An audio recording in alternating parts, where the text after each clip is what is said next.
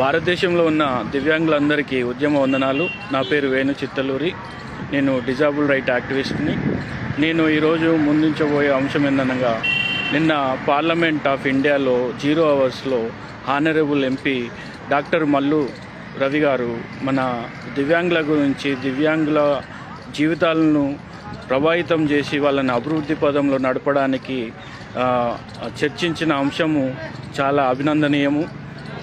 ఇంకోటి, మన మల్లు రవి సార్ గారికి మన వికలాంగుల 64 million population of disabled people తర్వాత గౌరవ నమస్కారాలు తెలియజేసుకుంటూ, కృతజ్ఞతలు తెలియజేసుకుంటూ, అదేవిధంగా ఇలాంటి చర్చలు మరి అధికార పక్షం కూడా జరపాలని, మా యొక్క అంశాలు లేవనెత్తాలని, వికలాంగులైన మేము దివ్యాంగులు భారతదేశంలో ఇంకా చిన్న చూపుకు గురై అణచివేతకు, దాడికి, దోపిడీలకు గురవుతున్నాము. ఈ అంశం మీద మాకు SC ST disabled right protection atrocity యాక్ట్ను ఎనాక్ట్ చేయవలసిన బాధ్యత గవర్నమెంట్దే.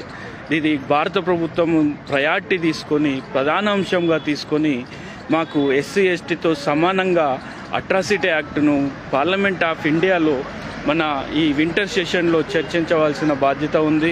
అదేవిధంగా దివ్యాంగులకి ఆర్థిక, సామాజిక, సాంస్కృతిక, రాజకీయ అంశాల్లో చైతన్యం నింపి వాళ్ళని సమాజ అభివృద్ధిలో భాగస్వామ్యం చేయాలనే కల్పనతో ఈ కల్పన అనేది ప్రభుత్వం కంపల్సరీ, ఇది ప్రభుత్వ బాధ్యతే, ఇది ప్రభుత్వ కర్తవ్యం, ఇది ఓన్లీ డ్యూటీ, పని కూడా కాదు, ఇది ప్రభుత్వ బాధ్యత.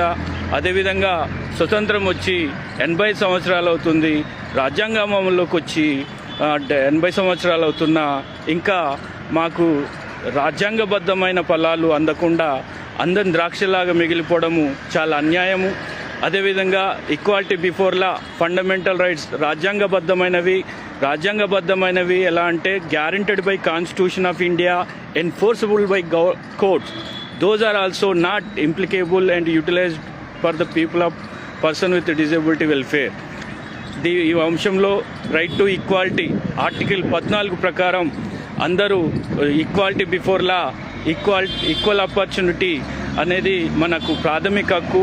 ఈ ప్రాథమిక హక్కు ప్రకారం వికలాంగులు కాంట్రాక్టులు కావచ్చు, వికలాంగులు రాజకీయ నాయకులు కావచ్చు, వికలాంగులు అన్ని రంగాల్లో రాణించవచ్చు. ఫర్ ఎగ్జాంపుల్, వికలాంగులు కాంట్రాక్ట్ కావాలంటే, కాంట్రాక్ట్ వర్క్ చేయాలంటే మాకు కాంట్రాక్ట్ పనులలో కూడా, సివిల్ వర్క్స్లో కూడా మాకు 5% రిజర్వేషన్ ఇవ్వాలి according to the RPWD act. అదేవిధంగా